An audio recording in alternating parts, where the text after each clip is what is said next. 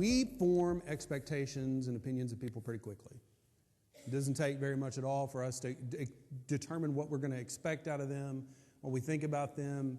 And generally, like, to be fair, most of the time they teach us pretty well what to expect out of them. Maybe they show up on time. You're like, oh, that's a person I can count on. They do what they say they're going to do. Or they don't show up and they don't do what they say they're going to do. You're like, well, I can't really expect a whole lot of them. Doesn't mean I don't like them, but just don't expect a whole lot out of them. We form expectations of people pretty quickly, and we don't really let people out of those boxes once we put them in that box. Like, I give myself plenty of permission to grow and to change, but it's a little bit harder to give everybody else permission to grow and change. We get these expectations, and it's jarring when they step outside of those expectations. Let me just give you an example here. When we were in Columbia, Missouri, not the country, we were in Columbia. Columbia is a place that it's a refugee hub. So whenever the State Department brings in refugees, they put them in certain cities to kind of start out, and there are support systems in those cities for that. So when Cooper was in kindergarten, he was in kindergarten class with kids who had escaped from Syria, kindergartners who had escaped from Syria at the beginning of the Syrian Civil War, and with North Korean kids. I had to confirm this.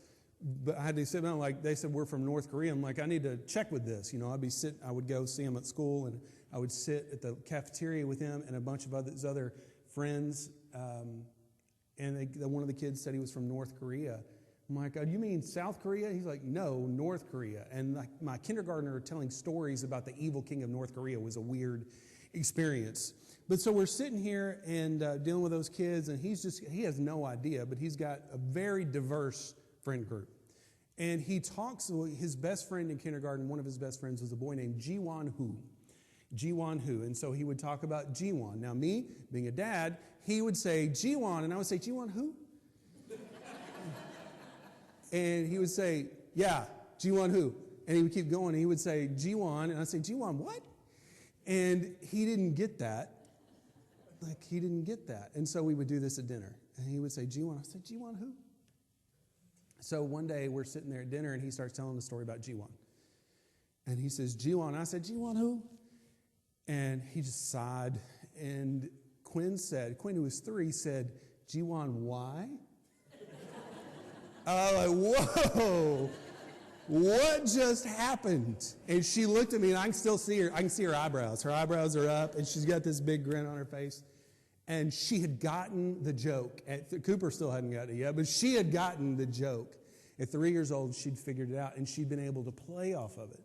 That was not in my expectations for my 3-year-old daughter. That was not what was there. And whenever it happened, like, it wasn't that big of a deal, but like, it still stands out to me because she stepped out of the box of my expectations, and it caught me way off guard. Caught me way off guard. With kids, you have to do that, right? You have this constant reevaluation of what they can do and what you expect out of them, and we often misjudge it, right? We expect too much or we expect too little. But for adults, we get them set in this box, and we almost never, ever, ever let them out of that box. We don't give people an opportunity to step outside of our expectations. And in Mark chapter 10, Jesus is on his way to Jerusalem for Easter. That's what he's going there for. We looked last week, we wrapped up everything that we were looking at last week. And if you remember, as they're walking, there's a large crowd behind him, and they're afraid and excited. Nobody wants to talk to Jesus because they're all afraid. Every time he talks to them, he says something like, I'm going to go, and I'm going to be arrested, and I'm going to be beaten, and I'm going to be tortured, and I'm going to die, and I'm going to come back from the dead. And they're like, okay, I just wanted to know if I could get a promotion. I wanted a raise. That's all I wanted. And they're afraid to talk to him as they go through. James and John worked their mom up to go and ask for a special favor for them from Jesus. There's that whole thing. But then they get to Jericho, and it's like Jesus has got his mind set. He's got his eyes on the cross. He's not doing anything else. And they get to Jericho, and it's like he stops off for lunch, or he stops off to spend the night, whatever it is. They stop for a minute, and then they keep going. And it's this same thing that nobody wants to talk. Everybody's being quiet, and they follow him. And that's where we pick up in Mark chapter 10, verse 46. They came to Jericho. That's what they got to. And I want to read a large block of scripture here, and then I want to go back and go through it. But as they were leaving Jericho with his disciples and a great crowd, same group of people that's been following him, and it just keeps getting bigger, Bartimaeus, a blind beggar, the son of Timaeus, was sitting by the roadside. And when he heard that it was Jesus of Nazareth, he began to cry out and say, Jesus, son of David, have mercy on me. And many rebuked him, telling him to be silent, but he cried out all the more, Son of David, have mercy on me. Let's go back to that and talk through it. Jesus is leaving town. On the outside of town, there's a guy named Bartimaeus. He was leaving Jericho with his disciples and a great crowd. And Bartimaeus, a blind beggar, the son of Timaeus, was sitting by the roadside. So we know that Bartimaeus is special. And I'll tell you why he's special in just a minute. Now, this is not a guy born blind, because at the end of the story, he's going to ask Jesus to help him recover his sight, that he had had it before and he wants it back. So this is a different kind of situation that we've looked at before. But what also makes this unique is I think it's 24 miracles, recorded miracles that Jesus did in healing people. Of those 24, only one person's name is mentioned. Everybody else, it's the son of this person or the wife of this person or a woman from this place. Bartimaeus is the only one whose name is mentioned. Now, the reason we think that his name is mentioned, we don't know for sure, but it's very likely that the reason his name was mentioned is because he's going to follow Jesus after this. It says he follows Jesus. And we think that he becomes a big deal in the church, that he is around and people know him. So when Mark records this gospel, he says, and this one y'all know, Bartimaeus. You know Bartimaeus. He was a greeter last week at church. You know Bartimaeus. He's your deacon. You know Bartimaeus. So he mentions Bartimaeus. This also happens whenever Jesus is carrying the cross and he can't carry it anymore and he falls underneath it, and they grab Simon of Cyrene to come out. And what the gospel writers mention is that Simon of Cyrene is the dad of Alexander and Rufus. Rufus shows up in Romans chapter 16 when Paul is listing out all his thanks or greetings to people. He says, and oh yeah, Rufus is in Rome at this point. His dad was the one that carried the cross. That's why his name is mentioned. So that's why it's there. Does that help us any, or I'm just helping you understand what's going on there? Bartimaeus is there, and it says the son of Timaeus. The reason it says son of Timaeus is because that's what Bartimaeus means. Bar means son. Think about a bar mitzvah. A bar mitzvah means son of the law. That means you're old enough at this point to be held responsible to the law. And so they have a party for you because now you can be punished for crimes. I don't really understand how that works. Bar means son. So we've got a blind guy who's known by his dad's name. This is the blind guy, Bartimaeus, the son of Tim. That's what that means. And when he heard that was Jesus of Nazareth, he began to cry out and say, Jesus, son of David, have mercy on me. Now, son of David is what in seminary they would have called a pregnant phrase. That means that it's a phrase with a whole bunch of stuff that's ready to pop out of it. That's what that means. That there's a lot of meaning here. The son of David is not just a throwaway title. Like last week, or a week or two ago, we looked at it, he said, good teacher. That was a throwaway phrase that they use. But the son of David, this phrase is laden with meaning because he's the one that was coming to fulfill the prophecies about David's throne. He was the one descended from David. It means that he's the Messiah. It means that he's the one come from God. This is a big phrase, but I also want you to pay attention to what he said. Jesus, son of David, have mercy on me. Bartimaeus' name was son of Tim, son of Timaeus. I'm going to say son of Tim so I don't have to use those extra syllables. Son of Tim. He's identified in his entire life by what? Who his dad is. The dude doesn't even get his own name. Doesn't even get his own name. It's, hey, that's Tim's boy his entire life. And when he looks at Jesus, he sees somebody else defined by his father. He's like, I get this. I know where you're coming from. I know what it's like to bear the weight of being Tim's boy. Hey, David's boy, I know who you are. Help me. Jesus, son of David, have mercy on me. And many rebuked him, verse 48, many rebuked him, telling him to be silent. Why'd they tell him to be silent? Guy needs help. Why are you telling him to be silent? Well, if you'll remember, everybody else is being quiet because they're all scared of what's going on. They're all amazed and scared. And they're not really, they're kind of talking quietly in the background, funeral style, you're just being kind of quiet in the background. But then, in the midst of this, where everybody's nervous and everybody's anxious and nobody's talking, this blind guy starts yelling, Jesus, Son of David, have mercy on me. Like, be quiet. Can you not read the room, man? Can you be quiet? So they tell him to be silent because everybody else is being silent. They tell him to be silent because this guy really, as far as their culture was concerned, didn't have the right to speak up in this situation. If you're blind, if you're disabled, whatever is going on, you're that way because you deserve to be that way, was the thought, that God is punishing you for something. So a lot of times they wouldn't even be allowed to go to the synagogue because of their disability, depending on the rabbi. Like, you clearly have some sin that you need to deal with, and God is punishing you, so you're not going to come in here and dirty things up in the place that we are. So this is a guy that really doesn't have a right to speak in this situation. But you also look at how we treat disabled people. Like, we go out of the way to take care of them, we go out of the way to help them, but we also don't treat them, a lot of times we don't treat them as if they're fully like us. Maybe don't necessarily listen to their opinions on things. We cater to them, but don't really involve them a lot of times. And they do the same thing here. Even if they're nice to him, he's still a blind guy. He's over there in the corner. He doesn't know what's going on. He sits there and begs all day. He's not working for his money. Be quiet. But also their expectations of him are really, really low. What do you expect out of the guy that sits there and does nothing but beg for money all day? What do you expect out of that guy? It doesn't mean you don't like him, but do you expect anything out of him? How much do you expect? Doesn't matter what he's good at, doesn't matter how smart he is. We get people locked in these boxes and say, you know what? I don't expect much out of you, and so I'm not going to go to you for anything. Anybody go to the blind guy for help? They're like, hey, I need help carrying this. Would you help me? Anybody doing that? Like, Tim's boy, what do you think about what we're doing with this infrastructure project? How do you feel about that? What's your opinion? Anybody do that? They had expectations of him, and that expectation was that he would sit by the road and beg for money. And so he says, Jesus, Son of David, have mercy on me. And they said, will you be quiet, please? Because you're not involved in this. Let us know if you need us to bring you some food or something, but you're not involved in this. Many rebuked him, telling him to be silent. Don't ask for help from Jesus. Leave him alone. But he refused. He cried out all the more, Son of David, have mercy on me.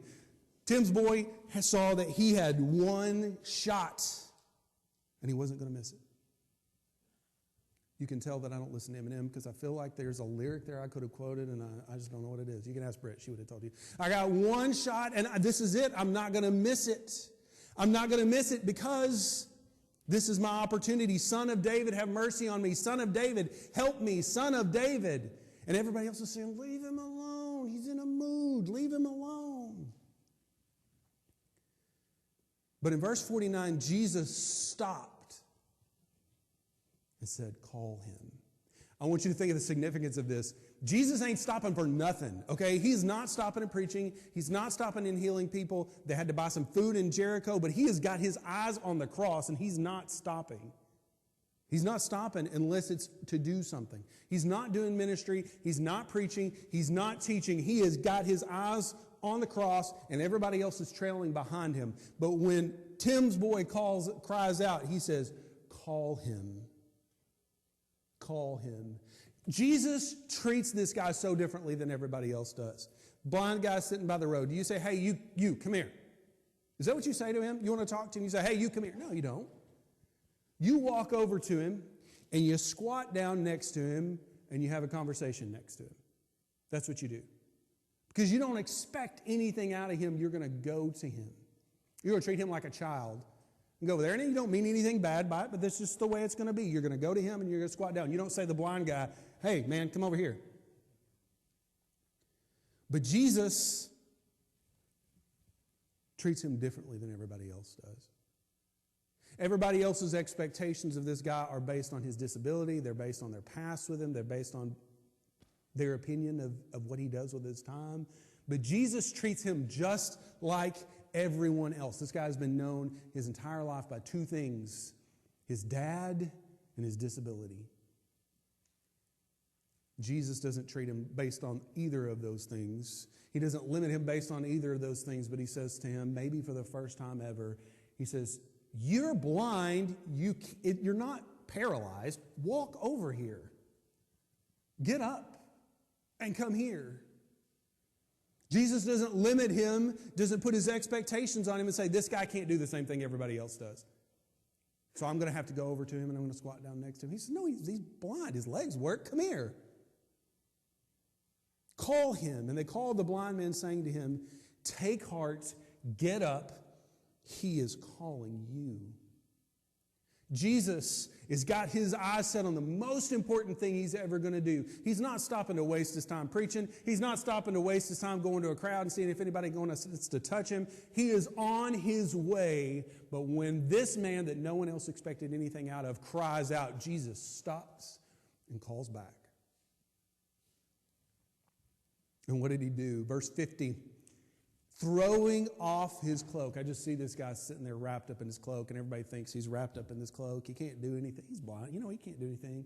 We can help him out, but we don't really expect anything. He's wrapped up in this cloak that shows everybody that he's outside all the time, this cloak that shows everybody that this is his station because he's dirty and he sits there. This cloak, Jesus cries out. Nobody cries out to the blind guy and says, hey, come here. Everybody goes to the blind guy and squats down. But when somebody treats him like a person, when someone doesn't limit him to what it is that they think of him, when they don't wrap him in this box of their expectations, he throws that cloak. He's like, I'm off it. Get it off of me. Throws that cloak and sprang up and came to Jesus. And Jesus said to him, what do you want me to do for you? This question is asked 2 times in the Gospels. All the Gospels, there are 2 times when Jesus says to somebody, open-ended request, what do you want me to do for you? And both of them are in this chapter. You remember the first one? Earlier, just a few verses ago. Verse 36, Jesus said to James and John, what do you want me to do for you? They said to Jesus, we want you to do whatever we ask. Jesus says, what do you want me to do for you? They're given an open-ended opportunity to request whatever they want from God. And they say to him, grant us to sit one at your right hand and one at your left hand in your glory. If you're going to ask, he said, what do you want? I'm going to ask. But he had been teaching them for weeks what it looked like to lead in the kingdom of God, what it looked like to be first in the kingdom of God, what it looked like in the upside-down kingdom that we talked about for several weeks. He had been doing that, and they had completely missed it. They were given an opportunity. The inner circle was given an opportunity, and they blew it. But now this man that no one expected anything of, this man who probably didn't go to synagogue because they generally didn't let blind people in, this man who didn't have a job but sat by the road all day, this man that no one expected anything out of is given the same opportunity that the inner circle of the disciples was given. And the blind man said to him, Rabbi, let me recover my sight. Now, we've talked about translations before, and there are lots of translations, okay, to choose from. And if you've been around for a while, you know my favorite's the ESV. That's what I go to. I think it's the best, but there are no perfect translations. And I think the ESV made a mistake here. Okay? Because the word that he says is not rabbi. It's Rabboni. It's different. Okay? Whenever Mary Magdalene is at the tomb and she sees the gardener and she thinks, gardener, where have you taken his body? Let me get his body. Just tell me where it's at and I'll carry it. I don't know how I'm going to do this, but I'll carry his body. You tell me where he's at and I'll do this. And he says, Mary, look at me. And it's not a gardener. It's Jesus. And she says, Rabboni. It's a different word. See, rabbi means master. They use it as teacher, but it means master. But Rabboni means my master. Mine. See, there are churches. If somebody asks you, where do you go to church? Or you say, where do you go to church? You say, well, I go to church at Solid Rock. Okay, that's accurate. Cool. You go to church at Solid Rock. But if you say, my church is Solid Rock, that's different. That's different. There's a difference between a wife and my wife.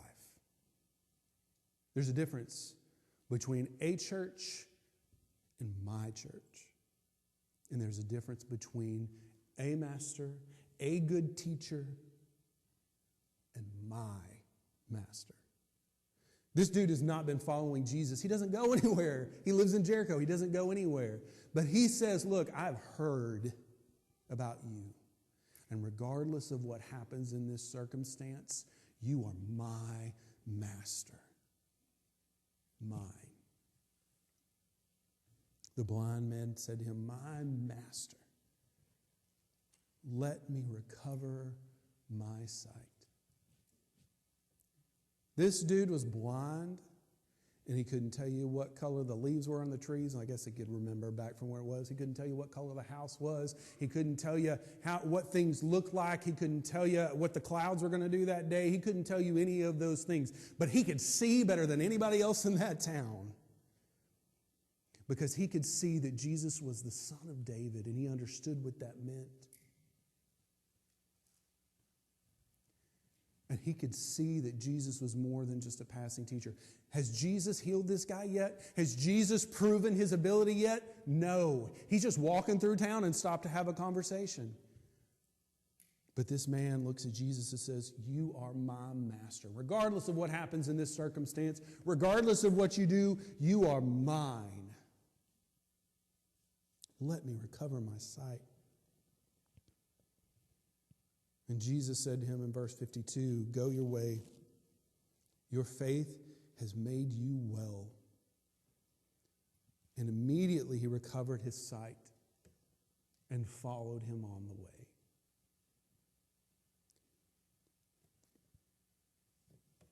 This man that everyone had the lowest possible expectations of. When he encountered Jesus, Jesus didn't treat him the way that he should be treated based on his past or based on his usefulness or based on what he had to offer anybody else. Jesus treated him as someone made in the image of God. Jesus went to paralyzed people that couldn't walk, and he said, hey, I'm going to walk over here and talk to you. Whenever he goes to the Pool of Siloam, it's like he's tiptoeing across all these people that are laying there. When somebody legitimately couldn't walk, he went to them. But this guy was blind, and everybody else would treat him the way that we do. Like we put more limitations on them than they deserve. But Jesus didn't do that. He said, you are made in the image of God, and you are blind. You can still walk. Get up and come here. It doesn't matter what anybody else thinks about you. I know you, and I see you. Come here. And though no one else had any expectations of this man, though nobody else had high opinions of this man necessarily, that doesn't mean they didn't like him, they just didn't expect a whole lot. Jesus could see him, and he could see Jesus. And what Jesus was looking for were not people who had a ton to contribute. What he was looking for is not people who had money they could give, not people who had everything perfect in their life, but he was looking for people who could see him, regardless of what else they could see. And this man could see Jesus. And because of his faith, it wasn't just his eyes that were restored, but this man was saved on that day, not on the basis of his effort, not on the basis of his good attendance, but on the basis of his faith. He was restored both in his eyes and in his soul. Now, if the mayor of Jericho and the leaders of the synagogue at Jericho and all the people in charge of Jericho had said, who are we going to send to talk to Jesus today? Jesus is coming in with a delegation. Who do we send to talk to Jesus? Bartimaeus, the son of Tim, would not have been on the list. But when the son of Tim cried out, Jesus stopped and spoke back. And it didn't matter what anybody else thought. It doesn't matter what his past was. It doesn't matter what his history was. It doesn't matter if his blindness was a punishment from God. which it wasn't, but it doesn't matter. We lock people into these boxes and we lock ourselves into these boxes. And we say, you know what? They're not going to ever exceed my expectations of them. They're not going to do more than I expect out of them. They're not going to go farther than I expect them to. And we lock ourselves in those same boxes. We say, Jesus would want nothing of me because of this and because of that and because of... But what Jesus is looking for is not people who have a lot to offer, but people who can see who He is and who they are. Here's what I want you to know. Jesus sees you better than you see yourself. Far better than anybody else sees you. He sees you. There's a crowd going through Jericho. Nobody's paying attention to the blind guy. He'd better just get out of the way so he doesn't get run over. But Jesus saw him when nobody else did. And He didn't just see his limitations that everybody else could see, but He saw a man made in the image of God that He was on His way to die for, and He stopped there, and He sees you too. And your expectation, the expectations that people have of you, they may be well deserved. They may be.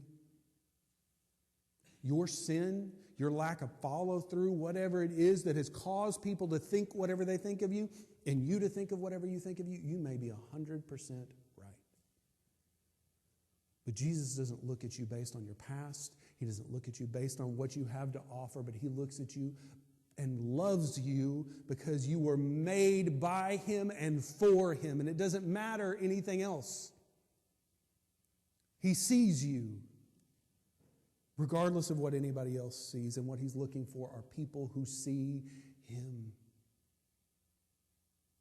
What theological qualifications did this guy have? How many times had he attended church? How much had he given to the church? Doesn't matter. What matters is that Jesus looked at him and said, you believe. Your faith has healed you. I know you believe. How do I know that? First of all, I can see you and I know, but also you cry out to me and you've turned yourself over to me and you didn't say, hey teacher, hey good teacher, hey rabbi. You said, Rabboni, my master. And the qualifications for being forgiven, for being restored, for being brought to the Father are not your good efforts or your past or your track record. That may be your qualification in the rest of the world. That may determine what everybody else thinks about you. But for Jesus, we are all sinners. We have all fallen short. And whatever different levels we stand on, we have all fallen short of the standards set by Him. You may have fallen more short than me. But I have fallen short enough that it really doesn't matter. And He wants people not who do better, not who try harder, not who offer more, but people who say, my master, Son of David. If you call to Him, He's going to answer.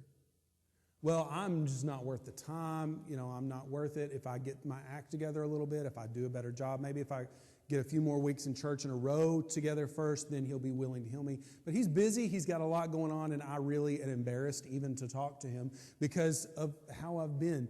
This guy was sitting on the side of the road, and when he called out in faith, Jesus stopped what he was doing and answered. He's not waiting on you to do better. He's not waiting on you to do better. We expect a lot out of our kids. We give them things to do and make them go and do it. And sometimes it really just does not go well. Sometimes it doesn't go well. What do I want from them when things start to not go well whenever they've been given high expectations? They're mowing the yard, and the mower stops working. What do I want from them when the mower stops working or they don't understand what's going on? Do I want them to struggle through and try to fix it? Do I want them to quit and sit and cry because they're going to be in trouble for not doing what I told them to do? What do I want from them? I want them to say, hey, Dad, something is wrong and I don't know what to do about it. And not to break my mower by trying to figure it out themselves. Why is it that you think God is waiting on you to fix things enough for you to come to Him? He's not waiting on you to fix things enough to cry out to Him. He's waiting on you to realize that you can't fix this and that He loves you. And for you to call out to Him and say, I need you. I don't understand what's happening. I need you. And He stopped for the blind man. He stopped for the son of Tim. And He will stop for you and answer if you will cry out to Him. When He cries out to you, throw off that cloak. That thing that you've been hiding in, that thing that you've just been getting your comfort in, even though it's dirty and it's nasty and it's covered up with all the things that you've done in the past, throw it off, because when He calls to you, He calls you to a new life. Throw it off. There are some things that you're going to have to give up when you come to Jesus. There are things you're going to have to let go when you come to Jesus, because they're bad for you, because they hurt you, because they're destructive to you. And He will provide for you. It doesn't mean you have to be perfect. It doesn't mean you have to hit it 100% after this. You're not going to. But you've got some things that you need to throw off. Throw them off. And then follow Him for the rest of your life. Why did they say this particular blind man was named Bartimaeus? Because he spent the rest of his life following Jesus. And whenever Mark wrote this gospel to those churches, they were like, oh yeah, him. I know him. I met him. He told me this story. I followed him, and he did for the rest of his life. We look at the disciples, and one of my goals when we look through the Gospels and look at the disciples is to help you understand that they were not superheroes. Right? We get the flannel graphs out in Sunday school, and we talk about how great they were, and we talk about all these things because they're superhuman, right? They're great. But we look to the Gospels, we find out they are not at all. They're not special because of their ability. They're not special because of what they have to offer. They're special because Jesus said, follow me, and they followed. But I want you to notice that there are this question that Jesus asks Tim's boy, this question that He asked him is asked twice. Once to the inner circle, which you would expect, right? What do you want me to offer you? You've been following me. You've been with me the whole time. You've been through the most. What do you want from me? You would expect that to be offered to the inner circle. But what was offered to the blind man on the side of the road that Jesus had never met before was the exact same opportunity as was offered to the inner circle of the disciples, and it's offered to you as well. You can follow in the same way that they did. You can have faith in the same way that they did. You can be rescued and redeemed in the same way that they were. And it doesn't matter what anybody else thinks of you. It doesn't matter that what they think of you is either well-deserved or not well-deserved. None of that matters, because what Jesus was looking for is not people with perfect histories, perfect paths, or an opportunity to do a lot for Him. He's looking for people that can see Him. So I ask, can you see Him? Can you see Him? Do you realize who He is? Do you realize who you are? And if you have, and you can, that is all that is needed for you to do the same thing that was done for this man on this day. Cry out to Jesus, and He will rescue you now. But some of us have been following Jesus for a while. And we've started to think that Jesus is like everybody else. And because of the expectations we have of ourselves and that other people have of us, we think, okay, He saved me, that's cool, that's fine. But I have nothing else to offer, and I'm just going to stay in the background. Jesus doesn't look at you the way that you look at yourself or the way that anybody else does. He sees you, and He's ready to use you. If you will throw off that cloak and follow Him. But nobody's doing this for you. Tim wasn't there to help his son stand up. He had to do it himself. Will you follow? Will you throw off the expectations that others have of you, that you have of yourself, and look at yourself the way that Jesus does? Will you look at him the way that he calls you to and follow him? Or will you keep telling yourself you can't do that? You're not good enough. You're not smart enough. You don't have enough to offer. You've got limitations that hold you back. Will you believe what Jesus says?